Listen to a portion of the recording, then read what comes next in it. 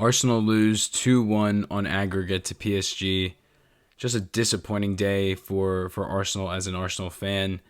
This game was for the taking, but again, credit to PSG for getting the win, going to the UCL final with this team, with this squad, with this manager.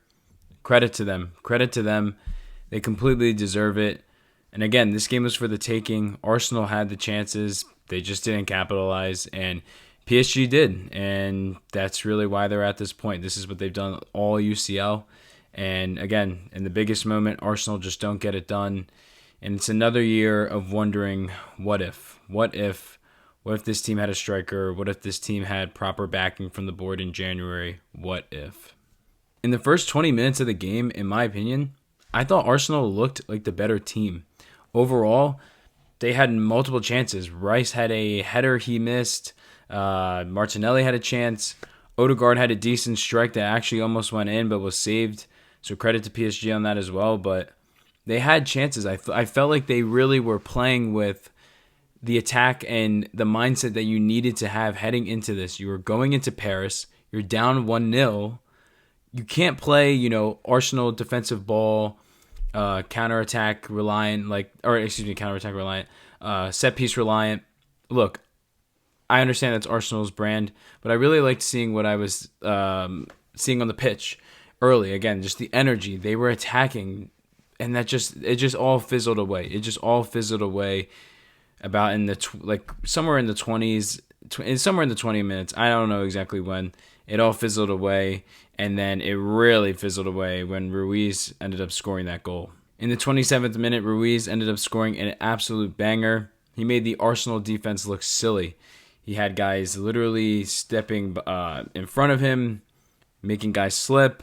Raya, in my opinion, was a little out of position. Just a fantastic goal from him, manipulating the defenders. It was an absolute screamer. And the second that goal went in, I was pretty distraught. I didn't give up, but again, just seeing from what I saw in the first leg, and I know this team like the back of my hand now, it's just like, man, you're down 2-0 on the road in Paris. Are we even going to score a goal? Are we going to be able to do this? And again, this comes back to what I was saying right before this. This team had chances, and they didn't finish. They didn't finish. So what makes me think that they're now going to finish these chances when there's even more pressure? And that's pretty much what we saw all day. Overall, I thought PSG ended up dominating, especially in the end of the first half. I felt like they were just on top of Arsenal. That counterattack was suffocating. It was definitely suffocating. But overall, it was a back-and-forth game. Eventually, we finally get some real drama. Around, I think it was the 63rd minute, I could be wrong, the refs give Arsenal a penalty for handball on Miles Lewis-Skelly. And at this point, I was just like, bro, we're cooked. We're cooked. It's over. I thought it was done. Because prior to that, Saka had been hit with a pretty tough challenge where that could have potentially been a penalty. And I thought that's what they were actually reviewing with VAR. Little do I know, I'm listening to the announcer and he's going, "Oh my God, they're not looking at Saka. They're looking at handball on Lewis-Skelly." They show the replay. I mean, it was handball. I can't get mad at the call. I know Lewis-Skelly wasn't really looking at it. It was an unfortunate call, but at the end of the day, he still did have his hand touch the ball, and it impacted the play. So it was tough, but I have to give Raya credit. Raya ended up showing up. He made a great save. Pretty bad attempt by the player on PSG. It just wasn't very confident, in my opinion. Almost reminded me a little bit of Saka's attempt versus Real Madrid at the Bernabeu. It was just getting a little too cute for me. But at that point, I was like, okay, maybe we have a chance. Maybe we have a chance. Arsenal, look, they're down bad. There's like 20, 30 minutes left. But you never know. You never know. This is football. We saw what happened yesterday. You never know. You're never out of it. And I thought that Arsenal maybe could have built on some momentum. You save a penalty. Okay, here we go. We're only down 2. And 10 minutes later, Hakimi just has a great goal himself. Again, cooks the Arsenal defense. And yeah, that was it for me. It was wraps. But then Arsenal give you that false hope couple minutes later, Saka scores. It was a nice goal. I didn't really celebrate it much because what was the point? I had to see more. And again, they have a chance. And then all of a sudden, Arsenal again have a chance. And Saka misses it. I'm not going to kill Saka, but bro, you got to be more clinical in that situation. I mean, I appreciate the first goal, but not hitting that second one when it was a wide open net.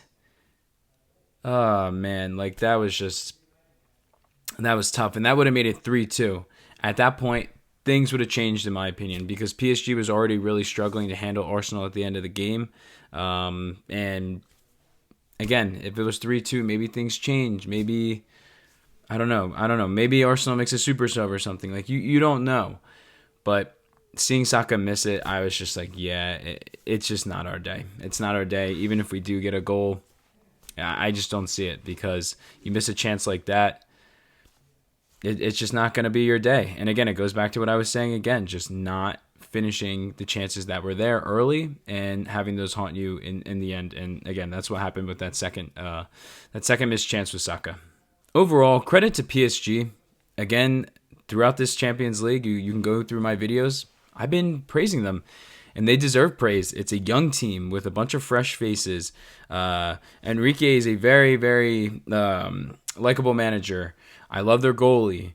Like, they just have so much going for them. It's the first time they're really doing this without a real superstar. Yes, they have Dembele, but it's more of a team. It's not the Messi, Neymar, Mbappe era. Like, it's just not that. And even prior to that, it's just not the PSG that most people know.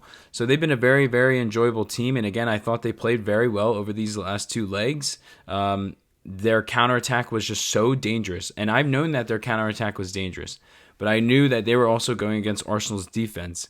And this is by far the most terrified I've felt as an Arsenal fan watching another team try to have a counterattack on this defense, which in my opinion is arguably the best defense in the entire world when it comes to this. But seeing them on their counterattack, whether it was in the first leg, whether it was today, my heart dropped every single time because those attackers are so damn good for PSG. They just know how to create space. They know how to make their runs, and they're just clinical. They're more clinical than Arsenal, definitely. But it just very good stuff from PSG. Really liked what I saw, and again, all credit to them. They deserve this. They really do.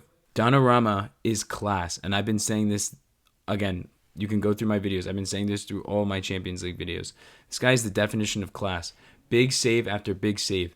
He literally saved PSG in the first leg. Arsenal should have scored minimum 2 goals, in my opinion. Trossard and Martinelli both ended up not scoring because Donnarumma made some huge, huge saves. And again, he made some big ones today. He had a big one against Saka. Saka had a nice shot. I think it was around the 60th-ish minute. He had a huge save. And again, was just making saves all tournament run. And I wanted to give him his due because he really, again, he deserved it. And just wanted to give him his credit because he's really been so good. It sucks my team had to be on the other side of it, but he really does deserve all the credit. Now on to Arsenal. The same stuff that we've really been dealing with all year. Just not being clinical enough when it matters and not having a capable player that can actually play the number 9 in this system. Yes, we've had Havertz throughout parts of the season, but again, we don't have a guy there that really can play at that elite level. Yes, Marino has been great for everything he's done. He's been fantastic. I will not forget what he did. But again, he's a guy that is a midfielder. He has never played striker prior to this. Like, it was really almost on the fly, and it just felt like it was, again, everything that we had been dealing with this season. Again, just not being able to finish goals because this team can attack. This team can create chances. We saw it again in the first 20 to 25 minutes of today. We've seen it in the first leg. We've seen it in other games. We've seen it in games with the Prem. They've been able to create chances. They just can't score at times. And it just feels so frustrating as a fan. It really does because you're just watching. You know that this team can create, and there's one thing missing, and it is so blatant, and it's just almost frustrating. It's not almost frustrating. It is frustrating. It is. It's just frustrating to watch as a fan because I know the result. I know that Arsenal could be way better, but they just didn't have a capable striker in these big moments. So it just sucks. It sucks, but hey, what can you do? What can you do? There's really nothing you could do. So it is what it is. Felt like Miles Lewis-Skelly and Martinelli specifically really were not having great games. And Martinelli was just getting boxed by Hakimi for a majority of the game. Lewis-Skelly was struggling to deal with that counterattack. Again, he's 18 years old. I'm not going to get on his case. And as I stated already, who didn't struggle with the PSG counterattack this year? But at the same time, man, I just feel like Arteta maybe could have made some subs a little earlier. I felt like Calafiori at least gave us a little something at the end of the game. And I'm not necessarily going to kill him for the Martinelli sub because Trossard has just been awful in this entire 2 legs. He's just been terrible. So we really weren't going to much there when you were making a sub, but maybe we could have seen some minutes for Nwaneri. That would have been nice. I don't know. It just felt like subs could have been made a little earlier. Like it's do or die. The season is about to end, and we're going down with this ship. I don't know. I would have made some changes. Regardless of this, though, I'm still proud of the team. It sucks to fall short. It really does because I started to believe. I mean, what they did to Real Madrid, though, again, it's not the greatest Real Madrid side. It's still Real Madrid. To win in the Bernabeu, to do all that, to kind of almost resurrect the season a little bit, I just really was starting to believe. I felt like this team could win 3 more games. And they just didn't. They didn't, but I'm still so proud of them. I'm so proud because of what I said again. The lack of overall just backing from the board in January. They didn't want to buy a striker, okay? You didn't get a striker in the summer either, so what are you expecting? They didn't really do much. They didn't do much. I feel like they didn't support this team as much as they could have in those specific positions. Also, this team has been on one of the worst injury runs I've seen in a very long time. I mean, Havertz is out for a majority of the season. Odegaard was out for, I think, a month. Saka was out for, a month or 2? Gabriel's out. Like, guys are just getting hurt. Calafiori's out every other day at this point. Guys are just getting hurt so much on this team, and it's just almost impossible for me to, I guess, really expect them to play at their highest potential. And I know that they still need to win a lot of these games because they are still a talented bunch. They do have a great manager. But this team, realistically, given everything they've had to deal with, they weren't going to win the Premier League. And they weren't going to win the Champions League. So just, I don't know. The run that they went on, I will definitely remember it. It still stings just because, again, you were so close. You were only down 1 goal heading into the game today. And I was trying to be optimistic, but after that second goal, it just really didn't feel like it was doable. But hey, we'll bounce back in the summer. They need to get a striker or I'm rioting. I will riot if this team does not get a striker. And the final should be a pretty enjoyable watch. PSG, Inter, 2 teams I really don't hate at all. I have no beef with them, so I also like both of their play styles. It should be interesting. I'll break that down, though, so we're not going to get too into it. Not yet. We got to give it some time to breathe. But I definitely will be making a video just giving out my predictions on it. But yeah, I'm pretty excited for that final. Hopefully for both teams, they can stay as healthy as possible so we can get as good of a viewing product as we can for fans. But overall, the UCL has just been fantastic this year. It's been fantastic with a lack of drama in some of the major leagues, specifically the Premier League. The UCL has really spiced up the season, in my opinion. So I'm just grateful that we've had some good ball regardless. We got 1 more game left for the UCL. A little sad, but I'm definitely looking forward to it. And that's all I got for you guys on this one. Appreciate you guys watching if you made it to this point. If you have, feel free to give the video a like. Drop your comments down below. And if you like my type of content, feel free to subscribe. And I will see you guys on the next one. Peace, guys.